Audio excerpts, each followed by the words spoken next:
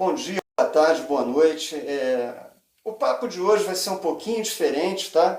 Nós vamos conversar aqui com o Rogério Carvalho, que é um bom amigo, um vizinho, um terapeuta com algumas décadas, né, Rogério, de experiência. Não precisa dizer quantas, não. Algumas né? está de bom tamanho. Terapeuta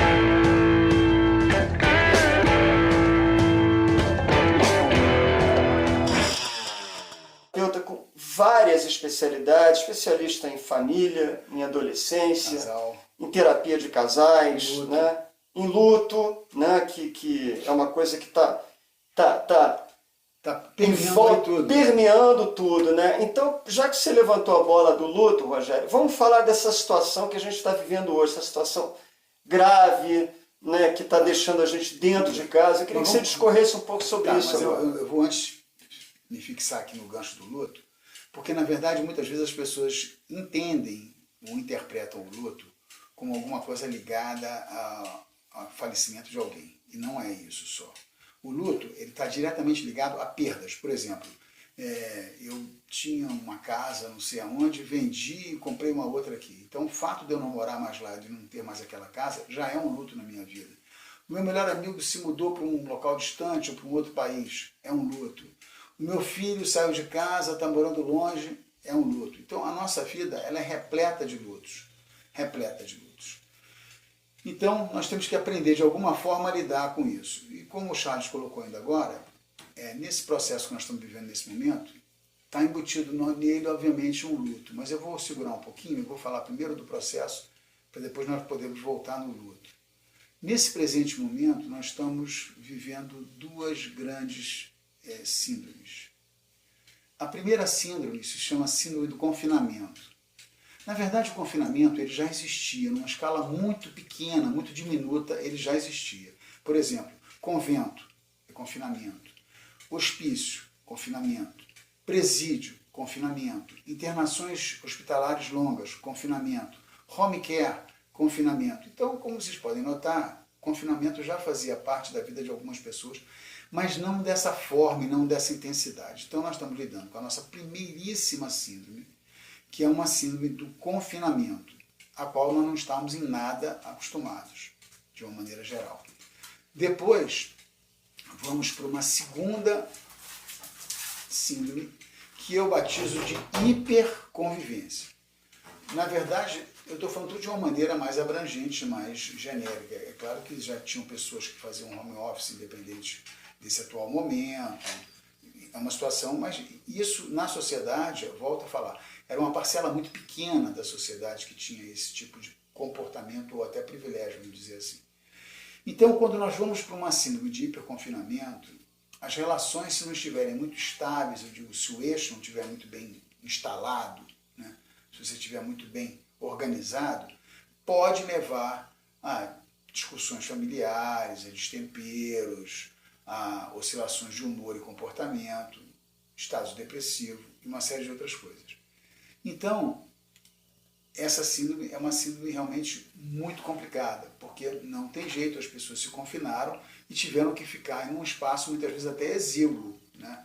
Quem não tinha possibilidade de ter um espaço maior, ficou confinado, né? E teve que conviver num espaço pequeno o tempo todo ali, dioturnamente. Bom, eu quando começou esse processo todo, eu confesso que eu nunca trabalhei online na minha vida, eu sempre trabalhei presencial e quando começou toda essa situação, eu, por medidas de segurança, parei toda a minha atividade profissional aproximadamente por uns 3 ou 4 meses. Confesso que foi uma coisa muito complicada, muito tensa, que eu tive muita dificuldade de manter esse critério, mas eu fiquei nele. Depois eu acabei não resistindo e entrei no que nós estamos vendo agora nos processos de trabalho, de terapia online, né? Bom, o que eu falei então para todos os meus pacientes? Já que nós estamos num processo de distanciamento dos entes queridos, né, que eu chamo de círculo relacional proximal, quem é que está no nosso círculo de relacionamento próximo? Né? Relacionamento proximal e muitas vezes afetivo, muitas vezes amoroso, né?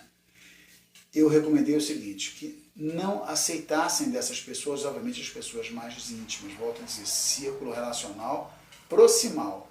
Dessas pessoas mais íntimas não aceitassem, em hipótese alguma, mensagem escrita, nem mensagem de voz, nem ligação telefônica. Só se comunicassem via áudio e vídeo. Por quê? Porque o fato de eu estar vendo o outro, estar me conectando com o outro, estar ouvindo a voz do outro, mas também vendo ao mesmo tempo, isso de alguma forma, mesmo numa escala menor, ele reduz todas essas questões que nós abordamos há pouquíssimo tempo atrás. Não estou dizendo que isso vai ser a salvação, que fazendo isso não há problema, não é isso. Eu estou dizendo o seguinte, esse eu chamo de recurso. Toda vez que nós temos algum problema de uma magnitude maior, nós temos que usar recursos para que minimize, para que desvie, para que blinde. Então esse é um recurso que nós vamos ter que usar para poder diminuir o impacto dessas duas síndromes que estão acometendo todo mundo nesse momento, no planeta como um todo. Então eu recomendo vivamente de que só façam conexões por áudio e vídeo sempre que possível. E vocês vão perceber que isso de alguma forma vai trazer já um retorno bastante promissor e perceptível. Tudo bem? Bom, obviamente nesse processo também que nós estamos vivendo, eu prometi que eu ia voltar e estou voltando, na questão do luto. Por quê? Porque na verdade esse confinamento, ele trouxe também para mim um determinado tipo de luto. Por exemplo, eu acabei, se eu jogava futebol, não podendo mais jogar futebol, então tenho um luto por essa perda. Se eu tenho grandes relacionamentos no meu trabalho, relacionamento de presencial, almoçávamos juntos, tínhamos happy hour na sexta-feira no final do expediente, coisas normais do dia a dia de todo mundo. Fiquei privado disso. Então isso também é um luto que vem refletir no meu dia a dia. Só que na verdade nós vamos ter que perceber, olha só como é que nós estamos falando de coisas aqui, né?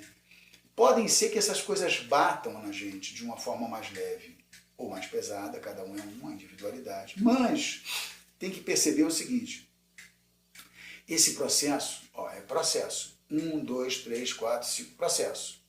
E ele é somatório. Então assim, é uma coisinha aqui, uma coisinha lá, outra coisinha acolá, elas vão somando e vão chegando a um denominador comum, né, de que eu posso estar aqui apresentando algum tipo de questão, algum tipo de sintoma, que eu às vezes não estou conseguindo identificar. Não é por quê? Não é uma coisa pontual, é um somatório de pequenas questões, de perda, de confinamento, de hiperrelacionamento, enfim, vão somando. Quando você aglutina tudo isso, você acaba tendo um produto final que vai interferir no seu estado psicológico, entende? Isso eu acho que é uma coisa que tem que ficar muito claro, para poder o quê? Entender, a partir do momento que eu entendo toda essa situação que está aqui no meu entorno, eu tenho mecanismos de defesa. Então o mecanismo de defesa ele vem através de uma compreensão, de um entendimento, ou até de uma aceitação. Eu sempre digo o seguinte, não existe mudança que não seja precedida de uma aceitação. Eu queria agora enveredar por um outro lado, né? ainda nessa situação que estamos vivendo hoje, que segundo os jornais, né? Segundo a gente lê e vê por aí nos telejornais, aumentaram muitos casos de depressão, né? Inclusive levando a situações extremas, os deprimidos, né? Aumentaram muitos casos de alcoolismo, certo? Divórcio e obesidade. E você esqueceu o uso de drogas. E uso de drogas. O alcoolismo a gente mas é o uso de drogas.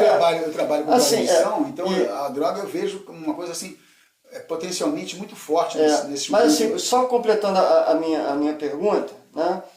Assim, eu sei que eu não estou obeso, não fiquei obeso. Isso aí é visível, a gente vê que não está obeso, né? Eu sei que eu não me divorciei, porque ainda continuo vivendo na mesma casa com a dona Maria, dona Renata, está lá a mesma mulher, na mesma casa, né? Não engordei, mas eu não sei se eu sou deprimido, eu sei que eu não uso droga nenhuma, tirando o meu esquinho aqui, né? Mas eu sei que eu não sei se estou deprimido, se eu tenho tendência à depressão, Eu não sei se eu estou alcoólatra, se eu sou alcoólatra. Como é que hoje, à luz da terapia, né, você diz para uma pessoa, olha, você é um adicto, né, você tem problema com bebida, ou você é deprimido, você tem problema de depressão. Olha só, voltando só ao que eu havia falado anteriormente, nós somos seres sociais, né? Dificilmente nós estamos desconectados de tudo e de todos. Então, o meu entorno, que algumas pessoas chamam de borda, né? O que está na minha volta, é fundamental no apoio e é fundamental para poder detectar alguma mudança significativa de comportamento meu. Tá. Mas o que eu quero dizer é o seguinte, olha só, isso aqui seria um estado de equilíbrio. Só que isso aqui, basicamente, não existe. Nós estamos o tempo todo... Vai cair assim. Não vai cair assim. Oscilando, tá? Um processo oscilatório. Isso aqui é perfeitamente, eu não uso a palavra normal, uso aceitável, é perfeitamente aceitável esse balanço aqui. Eu vou até pedir... Esse balanço você fala o quê? Mudança de humor, mudança de estado um dia de nunca é igual ao outro. Por exemplo, hoje eu acordei maravilhoso, e amanhã não acordei tão maravilhoso, hoje eu acordei super disposto, amanhã não estou disposto. Essas pequenas, olha só, pequenas mudanças comportamentais são perfeitamente aceitáveis. Então, a humanidade oscila. Podemos até fazer uma brincadeira aqui, um paralelo, que, por exemplo, num elétron, né, se não houver as oscilações, se nós tivermos oscilação... Você está morto, né? É óbito, né? Tá É óbito. Então, o que nós temos que tentar observar, e obviamente estarmos muito atentos, é isso aqui, ó. Pá, lá embaixo. Depois lá em cima. Depois lá embaixo. As mudanças bruscas de comportamento, elas devem ser observadas. Então eu sempre digo, a depressão, ela pode chegar, pode ter muita coisa para nos falar, um quadro um pouco depressivo. Vamos até convidar para sentar, tomar um chazinho, comer um biscoitinho, mas não convida para morar. Não convida para morar. Então assim, acolhe, mas não mora. Esse morar no sentido físico mesmo, ou no sentido figurado? Não, os dois, físico e figurado, é uma metáfora. Por quê? Porque, na verdade, eu vou falar aqui de uma forma muito simples, muito rasa, né? O que seria, na verdade, um processo depressivo? É uma tristeza mais longa, mais pesada, mais funda, que veio morar comigo. De uma forma muito rasa. A depressão sempre se apresenta como tristeza? Ou tem outras formas dela se apresentar? Pois é, olha só, na verdade... Tipo raiva, euforia, né? Não, olha só, na verdade, nós temos um termo que se usa muito, é gatilho, né? Gatilho. Então, assim, muitas vezes existem gatilhos que nos trazem um processo de depressão, de ansiedade, de pânico. São, às vezes, até muitas vezes, facilmente detectáveis. Você detecta com muita facilidade aquele episódio, aquilo ali, pá! Às vezes os gatilhos são mais imediatistas, bateu, valeu. Às vezes aconteceu uma coisa lá atrás e eu fiquei de alguma forma tentando modular ou regular aquilo e lá na frente não consegui, aquilo eclodiu. Processo cumulativo, né? Não, ainda não é cumulativo, é o mesmo. Ou, o que você falou agora, processo cumulativo. Uma coisinha aqui, uma coisinha lá, outra coisinha acolá, gerou, sabe, algumas perdas seguidas, algumas tristezas pequenas seguidas, somatório, gerou um processo mais denso, mais pesado e mais profundo. Tem um assunto que eu queria falar com você, Rogério, também, ainda dentro desse contexto, acho que esse contexto vai permear a nossa conversa toda. Não, porque, né? na verdade, eu brinco que no processo terapêutico, porque às vezes eu atendo adolescente, né? Então eu brinco que é o seguinte, como se eu fosse se eu fosse a um parque de diversões e fosse entrar na roda gigante, ela aqui embaixo eu entro nessa cadeirinha aqui, né? Aí a cadeirinha roda, ela passa por aqui. Roda. Ela passa por aqui N vezes. Então, ele é um processo muito cíclico. Todos os assuntos, eles vão e voltam o tempo todo. Então, nós falamos de uma coisa, quando vê, passou a cadeirinha de novo. Quando vê, passou a cadeirinha de novo. Então, essa metáfora da cadeirinha na roda gigante, para você poder entender que essa cadeirinha da roda gigante são os assuntos que estão permeando a conversa quase que constantemente. Você vai lá na frente e volta, vai lá na frente e volta. Mas o que eu queria falar agora, também, eu acho que tem muita gente passando por isso. Porque tem gente que que fala muito, é o meu caso, eu falo pra caramba, né? Às vezes eu tenho até que eu gosto de Hoje falar. hoje você está calado. Né? Não, hoje eu tô calado, porque não tem como falar, eu tô aqui para ouvir hoje, né? Não, Assim, à na medida verdade, que ele o for... interessante não é ouvir, né? Porque ouvir vira um monólogo. O interessante é um diálogo, em que haja uma troca, uma Mas conversa. tem aquele clichêzão, né? Você tem duas orelhas para escutar mais do que falar, porque você só tem uma boca, né? Mas eu dei uma lidinha nos artigozinhos na internet, né? De como as pessoas estão pensando agora, para falar de alguma coisa. Eu queria falar de agora, ainda dentro desse assunto que a gente está vivendo hoje, que tem muita gente passando por isso para mim nunca foi um problema. Eu citando uma música, acho que é do Caetano Veloso, que fala de solitude e solidão. Não é dele a música? Né? Eu acho que é. Mas assim, concluindo, tem a diferença nisso, pelo menos eu entendo dessa forma. A solidão, ela te é imposta ou por você mesmo, né? Porque eu acho que a solidão é uma coisa da sua cabeça. Tem gente solitária, cercada de pessoas o tempo todo, né? E tem gente que não tem ninguém em volta e não se sente solitária ou não se percebe solitário. Né? Eu sou um ser absolutamente social. Eu gosto de tomar minha cerveja. Aliás, você quer tomar um vinhozinho, Rogério? Não, essa hora não. Não? Que almoço, não. Tá bom, depois já Olha estou aqui só, cedo. deixa eu falar Só concluindo aqui, tá, rapidinho, deixa eu concluir. Né? Então, assim, eu gosto de conversar, eu gosto de tomar minha cerveja, de bater papo com os amigos, de fazer o churrasco. Nós vemos aqui, né, Rogério? A gente está sempre armando alguma coisa. É verdade. Mas também eu prezo muito os meus momentos de solitude. Eu gosto muito de ficar sozinho. Eu toco meu violão sozinho, né? Eu vou ler alguma coisa, assisto meus vídeos aqui de música, né, na internet, fico garimpando na internet músicos que eu nunca ouvia, aí um vai puxando o outro, e eu prezo muito esses momentos, e fico às vezes em silêncio, eu deito numa rede e fico em silêncio um tempão, sem música, sem nada, né? Como é que as pessoas estão lidando com isso agora? Tem gente sabendo ficar sozinho? Tá bom, deixa eu começar. Então, olha só. Existe um autor chamado Osho, O-S-H-O, Osho. E ele defende com muita propriedade, inclusive eu o aprecio muito, ele é falecido já, mas a questão da solidão e solitude. Ele advoga com muita propriedade de que nós não podemos permitir que na nossa vida haja solidão. Tem que haver solitude. Solitude é você estar reunido com 10 amigos, está feliz, está sozinho, está feliz.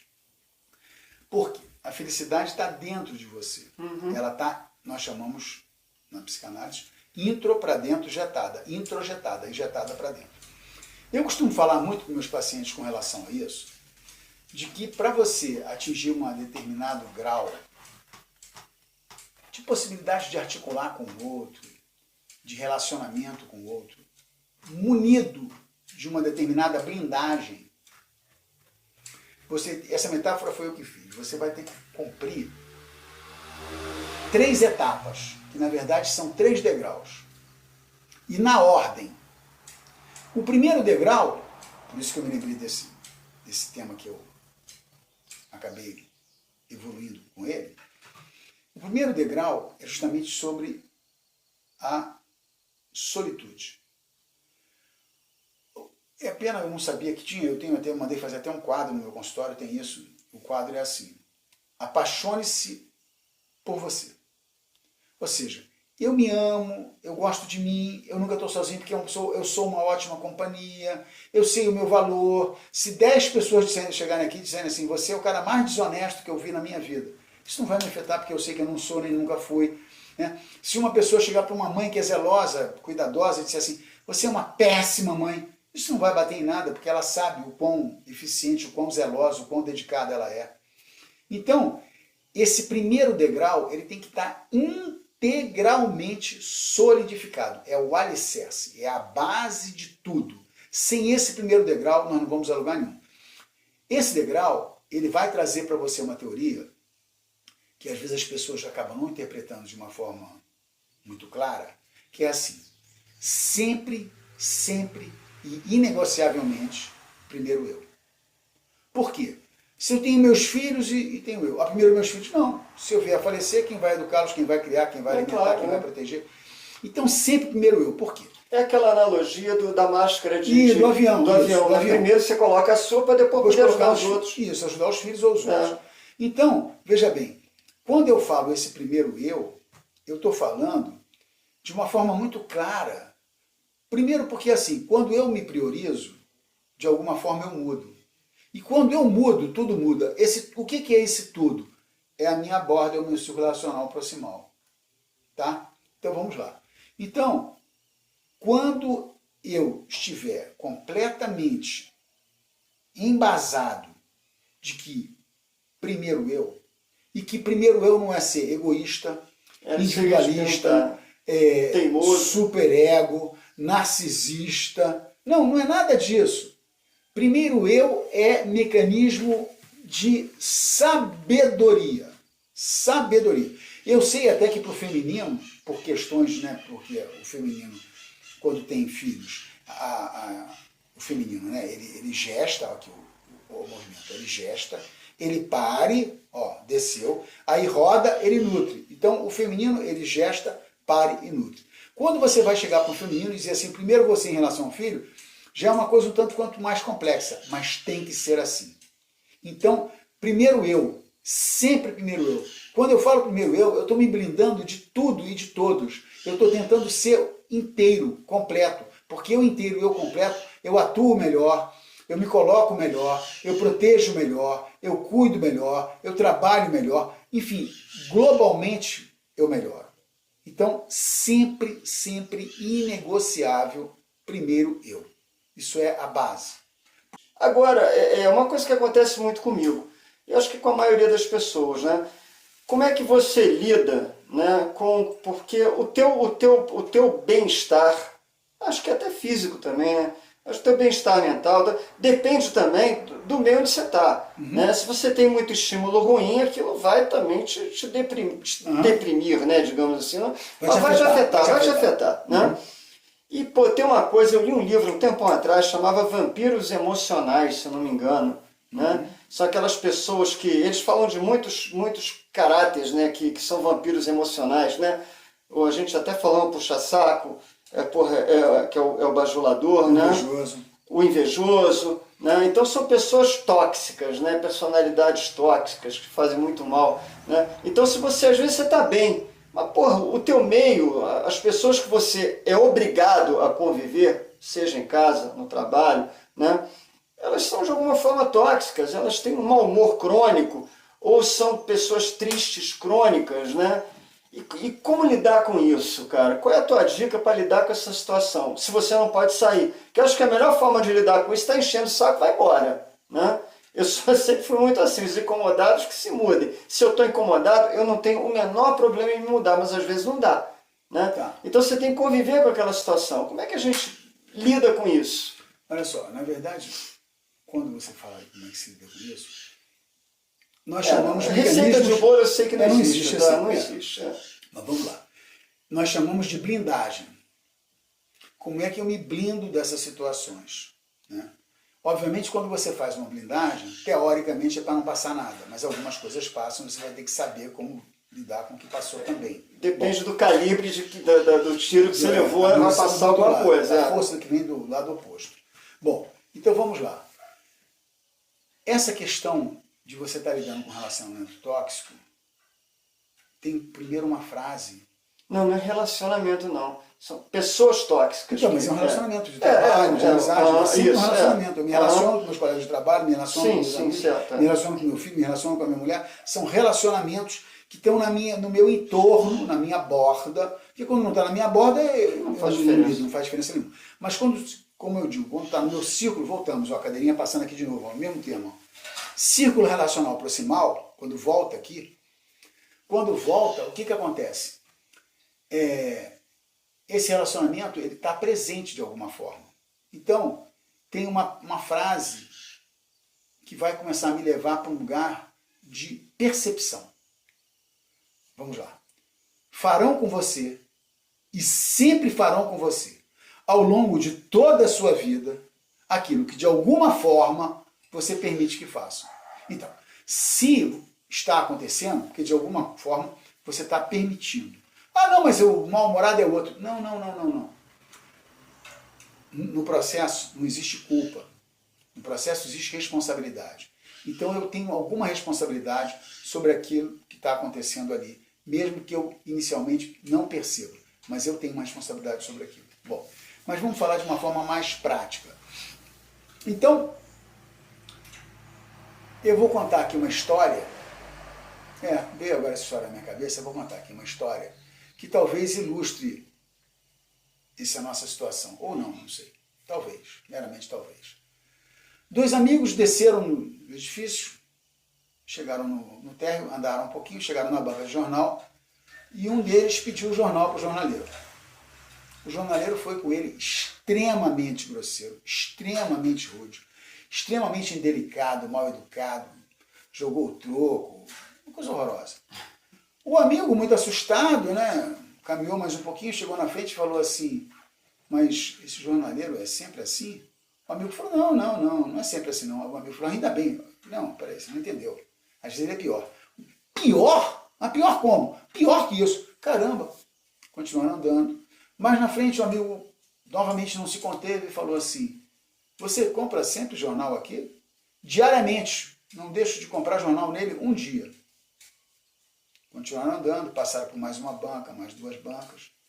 E o amigo, intrigado com aquilo, virou para ele e falou, olha, você me perdoe, você é meu amigo, eu sei que você tem as suas individualidades, mas eu não estou entendendo, você se submete a um tratamento desse grosseiro, agressivo, você diz que é todo dia, diz que às vezes está pior que isso, tem várias bancas aqui, nós estamos passando por várias bancas de jornal, e você continua usando o serviço dele. Eu não estou entendendo. O amigo falou assim, você não está entendendo? Caramba, eu não sei como é que você não está entendendo, é a coisa mais simples do mundo. É quase como se fosse um cabo de guerra, uma batalha. Ele quer, usando desse mecanismo, que eu vá ao encontro do mecanismo dele, ou seja ele.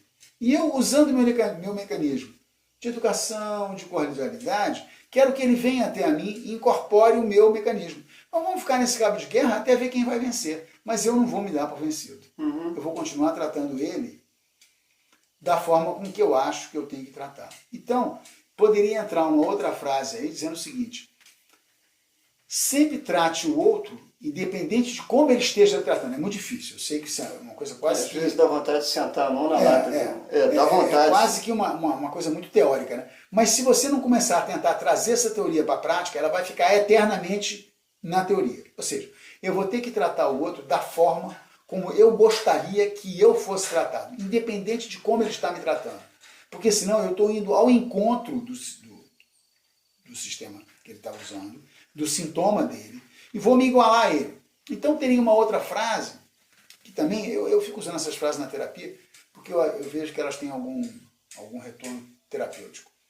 Por exemplo, eu estou lidando com uma pessoa de uma forma muito cortês, muito polida, muito educada, muito gentil, muito amável, e aquela pessoa do lado de lá está me respondendo, me dando um retorno de uma forma não tão cortês como eu gostaria, como eu esperava. Tem gente que está sempre na defensiva, né, cara? Aí vamos lá. Dá bom dia, ela bom dia por quê? Vamos lá. O dia não está bom. Vamos lá. Então, essa pessoa me responde, eu digo assim, caramba, se eu for usar uma escala numérica, eu fui 10 e ele veio 5. Na média aí, 7,5. Não é bem isso não. Não é média não. É um pouquinho diferente. Veja bem, primeiro, no processo de blindagem, eu não devo estar esperando 10. Processo de blindagem. Então, qual seria a primeira frase? Nunca espere com o resultado. Né? Nunca espere 10 de quem no máximo só pode lhe dar 5. Continuando, um processo reflexivo mais profundo. Será, talvez, que esse 5 que essa pessoa me deu não é o 10 dela? Na minha escala é 5, mas na escala dela pode ser 10. Então, vamos para um outro lugar, você vê como é que essa coisa, a cadeirinha passa por aqui toda hora, tudo volta para tudo. Por exemplo, se eu pudesse falar uma coisa, seria assim, eu tenho certeza de tudo que eu estou falando aqui agora, para todos vocês que estão assistindo. Me deram a honra e o prazer, né? Me senti muito lisonjeado disso, de estarmos sendo assistidos aqui com o nosso quase que desprezível conhecimento, né? Porque ninguém sabe nada, mas enfim, é uma honra para nós. Então, o que seria importante? Eu tenho certeza do que eu estou relatando, mas não tenho nenhuma certeza do que vocês estão ouvindo. não tenho certeza de nada. E aí, ó, passando de novo a cadeirinha, eu vou para uma outra frase. Pouco importa, ou nada importa, não importa nada, zero, importância zero, do que eu digo, do que eu estou falando aqui agora e do que eu estou fazendo. Isso não tem nenhum valor. Qual é o valor? Onde está o valor? Quando chega, quando bate e quando você sente. Então, para podermos notar e perceber como é que as questões de relacionamento, elas são muito delicadas. Eu sempre digo que é um cristal fino, mas muito fino, muito fino. Então, por mais que eu me atente para detalhes, voltamos lá, olha, para as escolhas, risco, né? Risco, renúncia, peso, preço. Na nossa vida não existe risco zero. Então eu sempre estou correndo algum tipo de risco. Por mais que nós estejamos aqui agora, eu e o Charles, tentando fazer, enfim, uma apresentação para vocês da forma mais polida, mais pura, mais honesta possível, estamos incorrendo num risco de que pode ser mal interpretado, mal entendido. Então, isso é uma coisa que tem que estar muito claro. Então, no processo de blindagem, eu tenho que entender que às vezes o outro é daquela forma, eu tenho que, de alguma forma, não sair do meu lugar. E mais uma coisa, no mecanismo de defesa, eu posso começar a fazer coisas que me regulem, eu digo no meu sistema regulatório. Por exemplo, eu posso praticar uma atividade física mais intensa que vai me liberar a endorfina, que é a droga do prazer, e serotonina. Eu posso fazer meditação, eu posso fazer yoga, enfim, eu posso fazer pilates, eu posso fazer uma série de coisas que me tragam para um centramento, né, em que eu não fique tão vulnerável a essas investidas do sintoma do outro. Eu queria falar agora, já no gancho aqui, de pai e filho, né? Você teve uma criação, eu tive outra, a gente sabe, já falamos disso um pouquinho antes, que porra, a criação depende do meio, da sua classe social, do seu nível intelectual, cultural, né? Depende de vários aspectos, né? Mas eu acho que, porra, que os pais agora têm um desafio muito maior do que eu tive, do que você teve, né? Eu falei antes, né, que porra, a gente tinha informação dentro de casa, tinha informação na escola e alguma informação do meio. Hoje em dia os pais trabalham, o pai trabalha, a mãe trabalha, o pai chega 8 horas da noite, quando chega bem, né? Porque normalmente a gente fala que Deus fez o dia de 24 horas, que era para passar 8 horas trabalhando, 8 horas com a família, né? E 8 horas dormindo. Ele se esqueceu das 4 horas diárias de trânsito, né? Não botou nessa conta, né? Mas, enfim, a gente sabe bem disso, né? Mas hoje em dia, você teve sua mãe em casa, como eu tive, né? Minha mãe também trabalhou, mas, né? Hoje em dia não tem nem pai nem mãe em casa, né? As crianças vão para a escola muito cedo, com 3 anos já estão indo para a escola, para a creche. Não, 3 né? não. 6 meses. Mas... Já tem, não, acabou a licença maternidade, já está na creche. Né? Então, hoje em dia tem a internet, tem a televisão, são redes sociais, YouTube, não sei o quê. Qual é o desafio para o meu filho, que está com uma filhinha de 2 aninhos agora, minha neta, de 2 anos? Ok. Qual que você acha que é o grande desafio dele daqui para frente? Vamos lá. Tem uma questão que ela é eterna. Ela passa por décadas e séculos.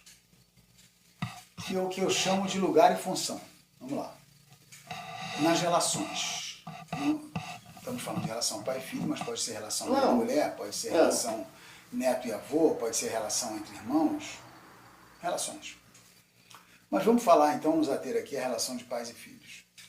Quando nós estamos falando de relação de pai e filho, nós estamos falando de duas coisas que, voltando, de novo, a palavrinha apareceu, inegociável. Rodou a cadeirinha aqui, como chama, a roda gigante, né? São inegociáveis. É lugar e função. O pai tem que ocupar o lugar de pai e o filho tem que ocupar o lugar de filho. O lugar, ele é eterno.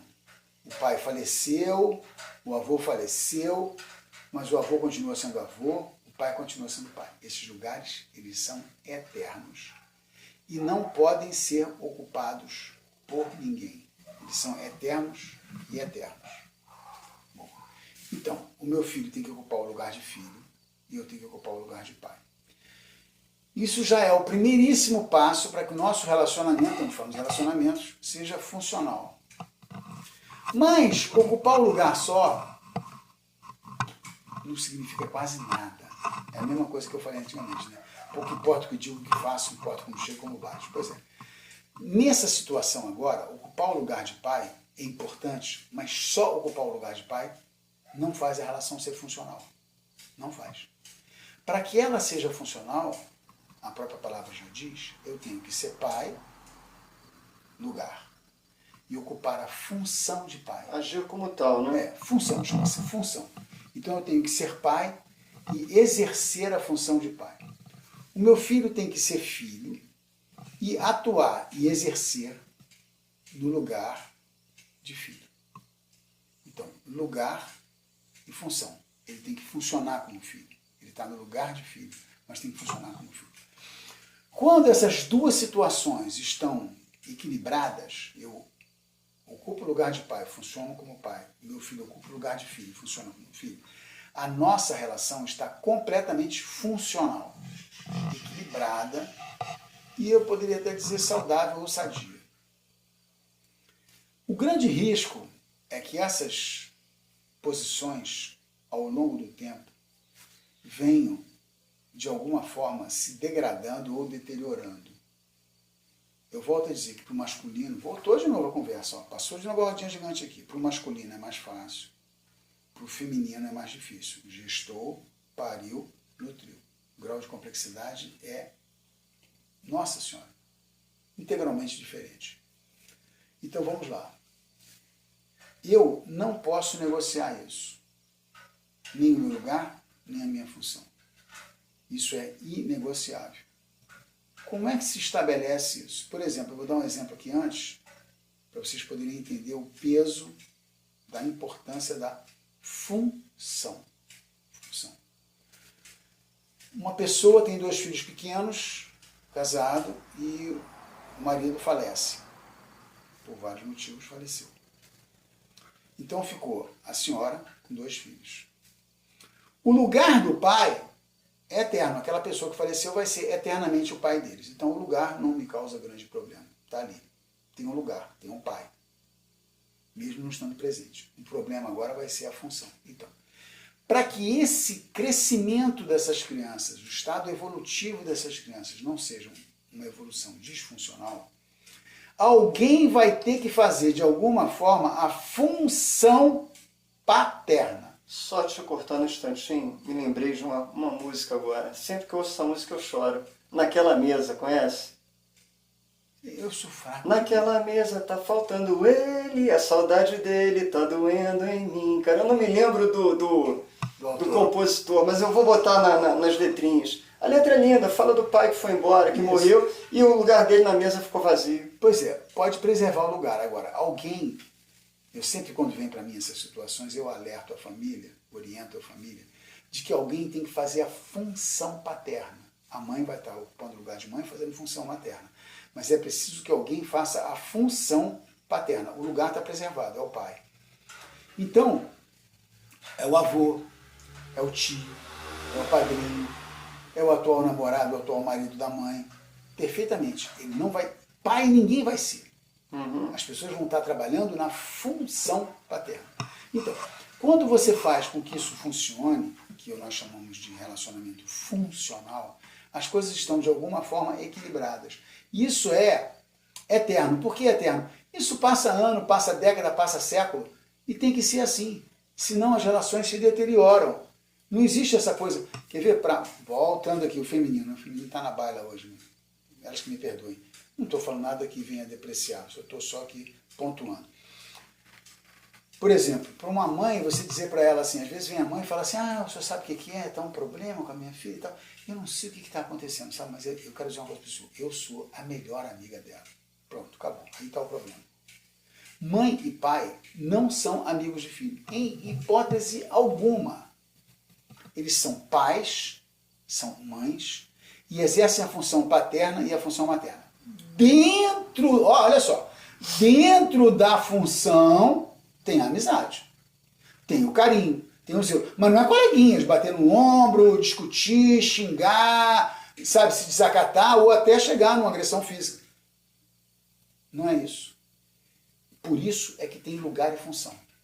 Então, dentro da minha função paterna para com os meus filhos e filhas, eu tenho carinho, tenho amor, tenho amizade, tenho zelo, eu supervisiono, eu oriento, N coisas. Pode ter a camaradagem também pode, né? Camaradagem, tudo. Eu tenho muita camaradagem com meu mas filho. a camaradagem dentro da função paterna. Ele não é seu camaradinha, seu coleguinha de sala de aula, coleguinha de trabalho, coleguinha de pelada de futebol. Não é isso. Porque aí ficou disfuncional. Você saiu da sua função e ainda carregou junto o lugar.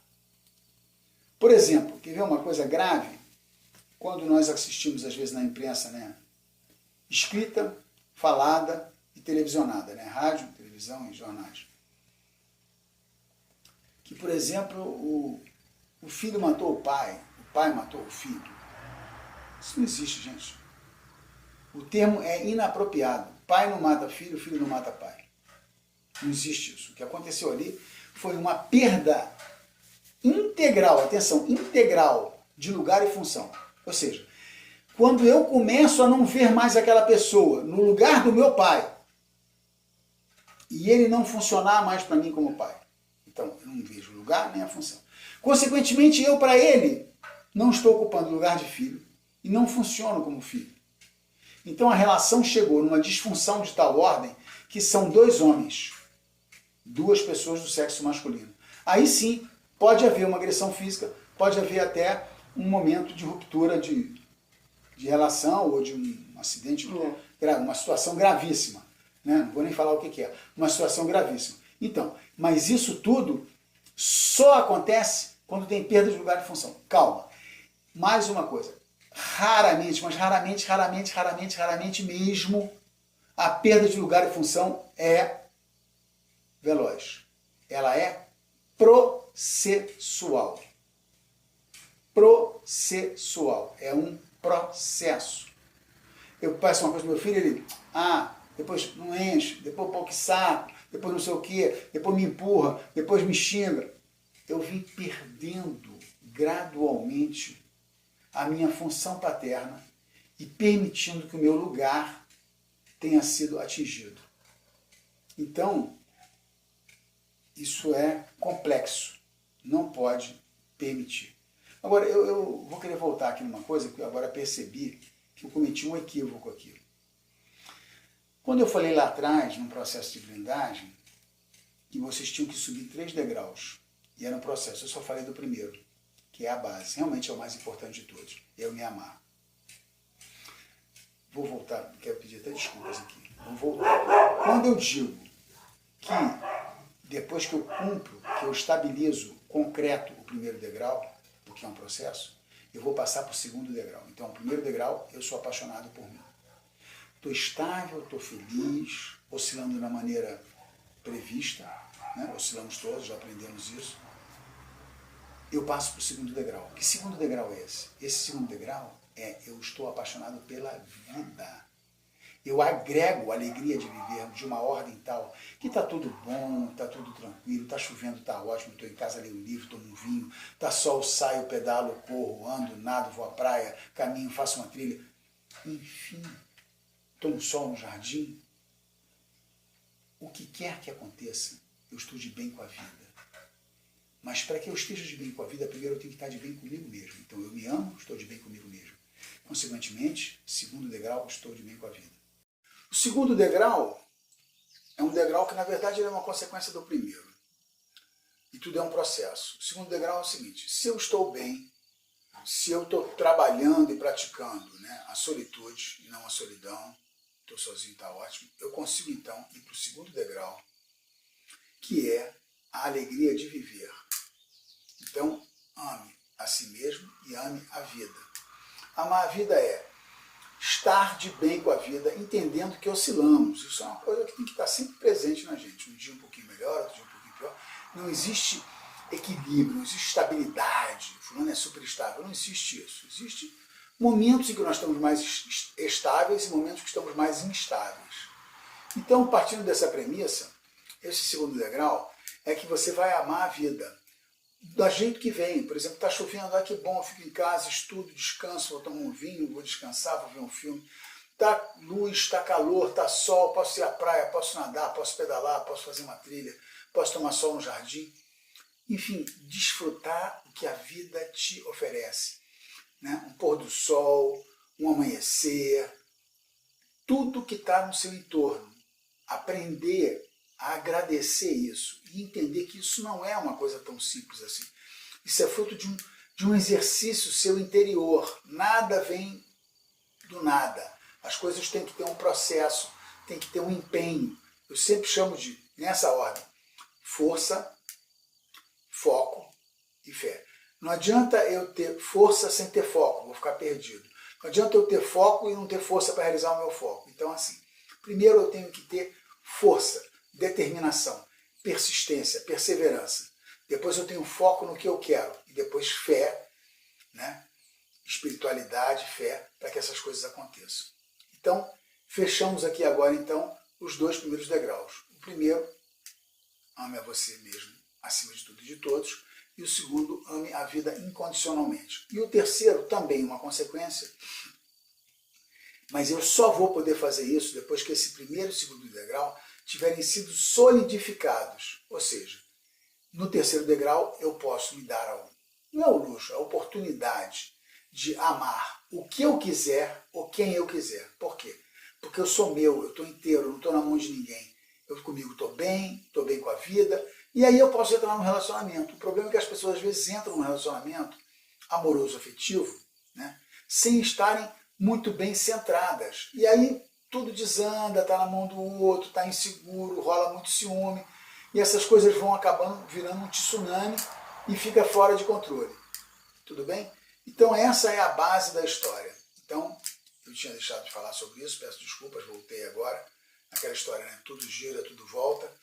Para poder fechar essa nossa live de hoje, falando sobre isso. Né? De que nós somos integralmente e diretamente responsáveis pela nossa qualidade de vida. Não adianta você querer, porque a vida do outro é boa, porque a sua pode ser igual ou melhor. E também pode ser pior se você não fizer nada. Tá bom? Muito obrigado por tudo aí. Obrigado por terem assistido o nosso canal. Nos sentimos muito honrados. Estamos à disposição de vocês. Um forte abraço. Nos despedindo aqui, eu peço a vocês mais uma vez, quem gostou do papo, se inscreve no canal, deixa aquele like bacana para nós aí. E os contatos do Rogério vão estar aqui na descrição do vídeo. Quem quiser entrar em contato com ele, ele trabalha pela internet, com videoconferência e tudo. Quem quiser trocar uma ideia, né? Os colegas do Rogério também quiserem trocar uma ideia, o contato dele vai estar aqui embaixo. Valeu, obrigado então, gente. Até a próxima. Tchau. Melhor é deixar pra lá.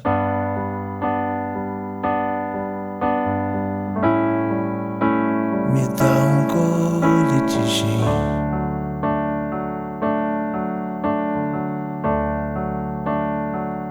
Quem iria entender?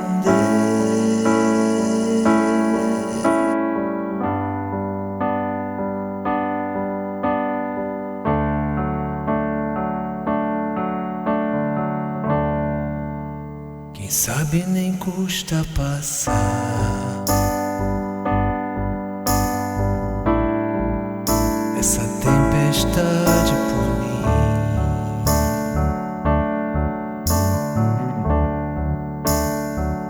Hoje eu só quero morrer.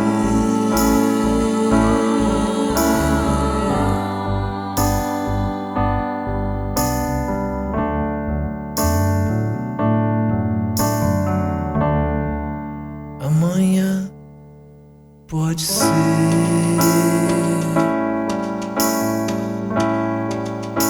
Eu sei tudo volta ao normal depois que o vento vier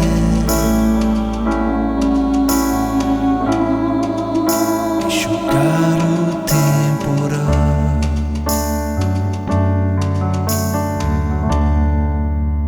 Agora me deixa calado.